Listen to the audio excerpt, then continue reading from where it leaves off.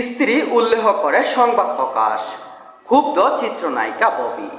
গ্রেফতার হওয়া ব্যবসায়ী মির্জা আব্দুল বাশার মামুনের সঙ্গে নাম জড়িয়ে ভুয়া খবর প্রকাশ্যে তীব্র ক্ষোভ ও অস্বস্তি প্রকাশ করেন ঢালিউডের জনপ্রিয় আলোচিত অভিনেত্রী ইয়াসমিন হক ববি।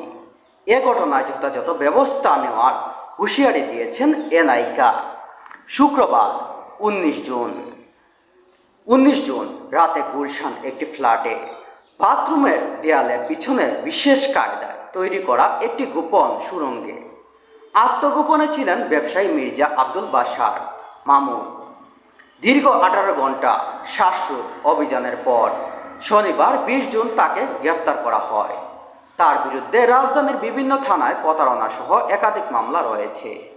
মামলায় বাশারের বিরুদ্ধে অভিযোগ রয়েছে ঢাকা সহ দেশের বিভিন্ন এলাকায়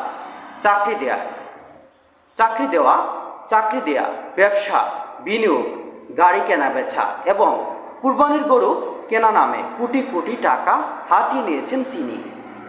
বিটিএল গ্রুপের প্রধান নির্বাহী কর্মকর্তা সেই গুলশান থানায় পুলিশ গ্রেপ্তার করলেও এ ঘটনায় একাধিক সংবাদ মাধ্যমে খবর প্রকাশিত হয় যেন চিত্রনায়িকা ববির স্বামী গ্রেফতার হয়েছে।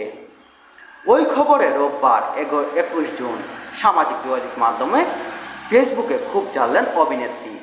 জানান, বাশারকে জড়িয়ে কোথাও কথিত স্ত্রী কোথাও স্ত্রী শিরোনামের খবর প্রকাশিত হয়েছে।